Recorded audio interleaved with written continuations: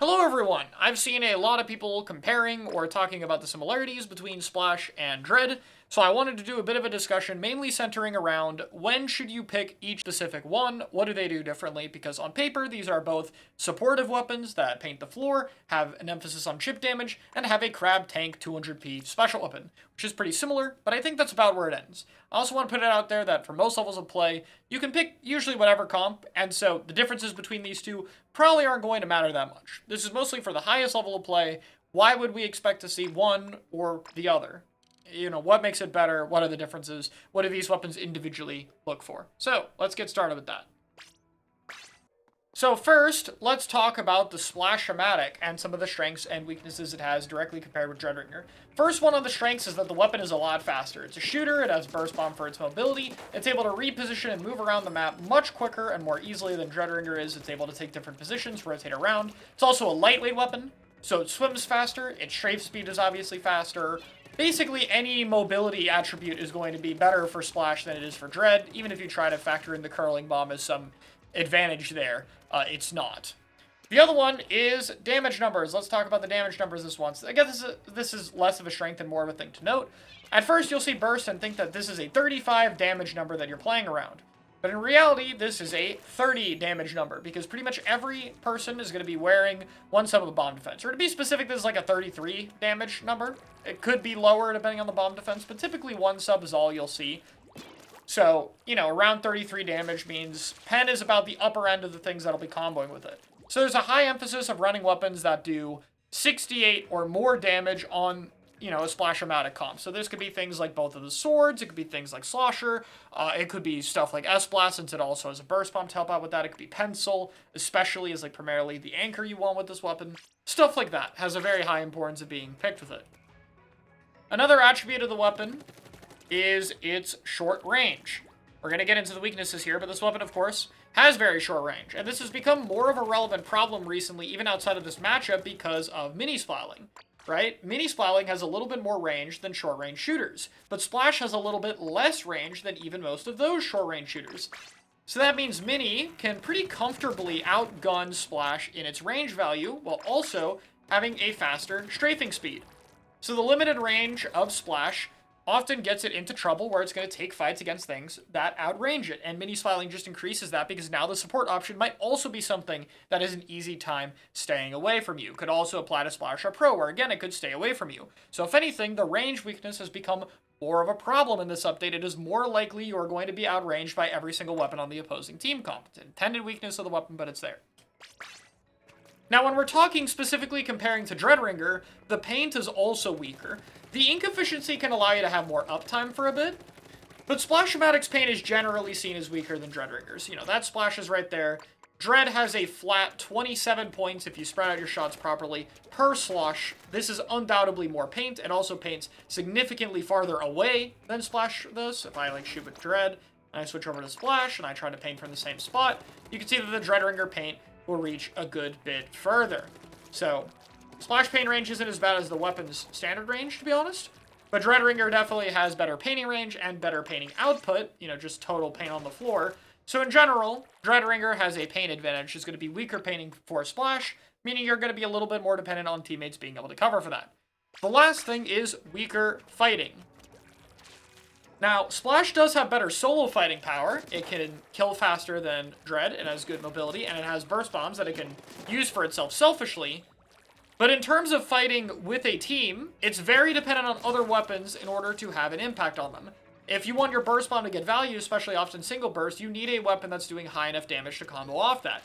Dreadringer, on the other hand, can kind of just exist near a teammate and it will probably find more value. It's much easier for a slosh to paint over someone. The sloshes will tend to do more damage if they hit an opponent. Dread can do 90 damage from a further distance, which even if you factor a burst direct is much more. It's more likely to paint under the opponent's feet. So like, if it's fighting with somebody, Dread is much better at that than Splash. Splash is very dependent on getting burst value, and again, that's part of why you build comps around it. Let's switch over to Dreadringer.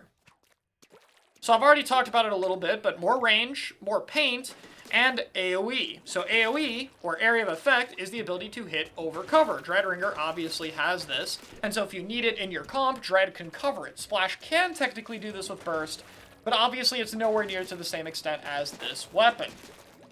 In addition to that, it's worth noting for its AoE that Dread's first slosh is actually slightly larger of a hitbox than Bucket, with its second one being slightly shorter than Slosher. This isn't to do with range, this is to do with the width of the hitbox.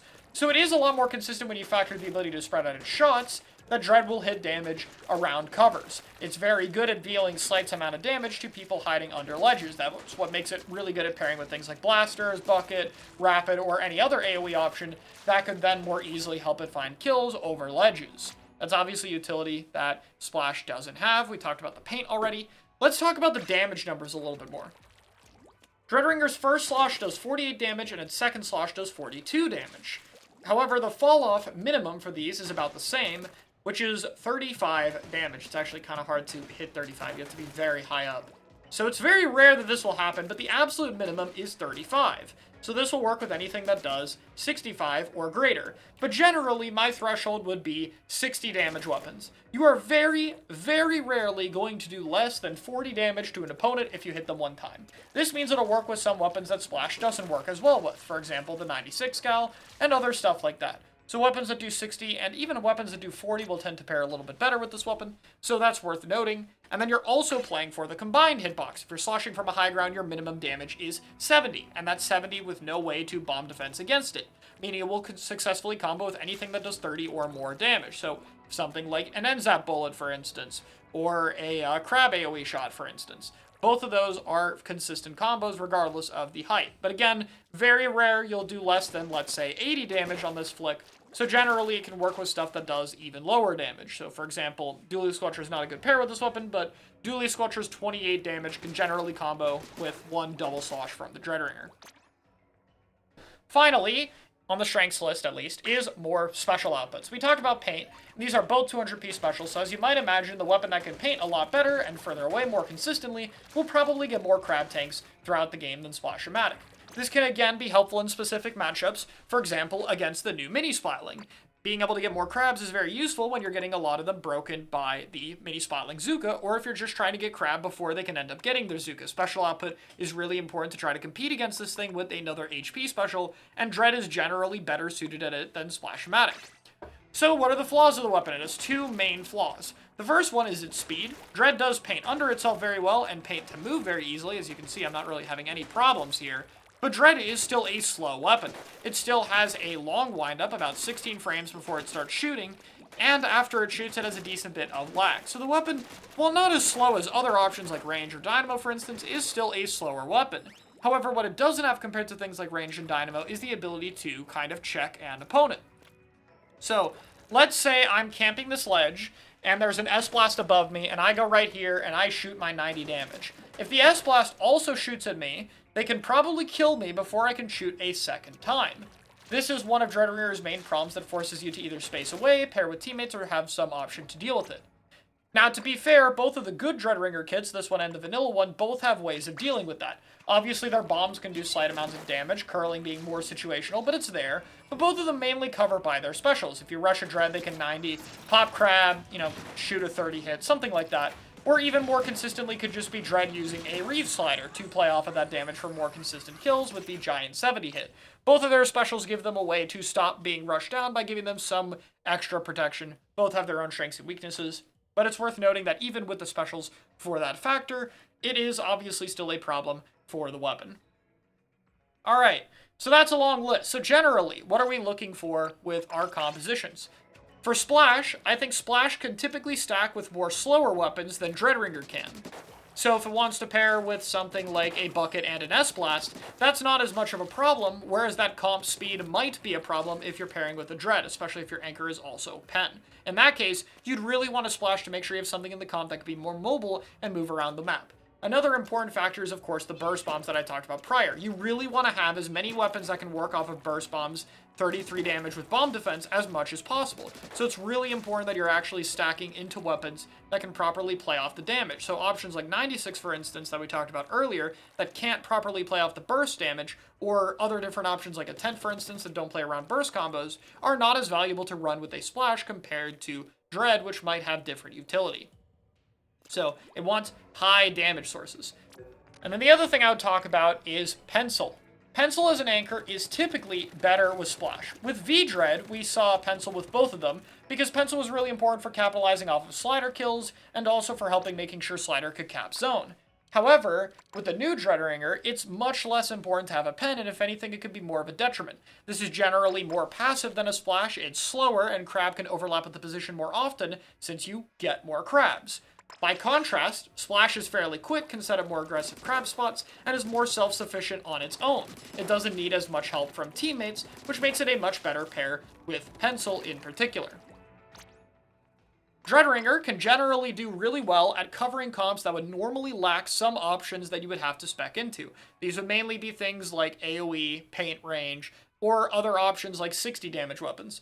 So, for instance, Double Sword isn't really something you could play that often. However, Dreadringer can cover AoE, especially paired with the Rapid Blaster that makes Double Sword more viable here than it has in other comps.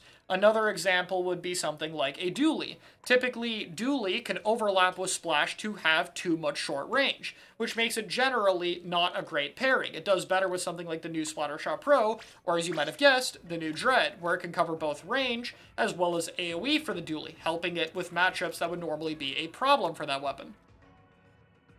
However, Dreadringer is more susceptible to being rushed down and slower, which means you might expect the opposite to be true in terms of weapons it wants to be paired with. It's actually pretty important that Dread has some kind of weapon that can either check rushdown options, such as Mint, which, you shark the Mint, you get killed by, like, the up-close horizontal beam. And Tri-Slosher is another good example. The new Tri can combo with Dread, but also, hey, if you try to run the Dread down, the Tri could shark you. It makes it a good pairing. So either you want weapons like that, or weapons like Dually, which pair much better with this Dread than the other one, where I don't think it was really worth it. Where Dually can obviously be really mobile if you need pain in a certain spot, or if you need a follow-up on damage from the rest of your team, or if you just need a weapon that can be more mobile to shut down other options. Dually can cover that very well, while still helping a bit with its supportive attributes, with its bubble and whatever. And now I can't pick a weapon until this is gone. Right? So, Dread will much more often want to be paired with something faster in its team comp. This also holds true for the Anchor, where you'd want something like a Rapid, for instance, instead of a Pen a lot of the time, or something like a V-Dapple if you're going with a backless comp for the Beacon, because again, it helps cover the weapon's speed disadvantage and you don't want to stack into that too much. This kind of locks it out from some comps that Splash would normally play. And that's really about it. I think in general, Dread can also play with some lower damage sources, but it's kind of hard to say, because Dread obviously wants weapons that do at least 60 damage, so it can kill if it pokes for one shot, but also if you have a weapon that does like 35, for instance, again, like Rapid Blaster, that can also help Dread a lot of the time when it's fishing for 90s. So Dread both has reason for higher and lower damage sources that are worth noting. So that is a comprehensive list of all of the differences, changes, and things you might want with different weapons. I hope this summary has been overall helpful into looking into what type of compositions you want. And again, to give it my briefest summary, Splash pairs better with high damage weapons, it can pair more with slower weapons, and more defensive anchors like Pen, whereas Dread is the more defensive weapon, typically wants faster options on its team, leans to more aggressive styles of play to cover for its more defensive nature, and can cover things like area of effect or paint range if that is lacking for your team. Alright, I hope this explains the differences and why some comps are better with one than the other, and I will see you all next time.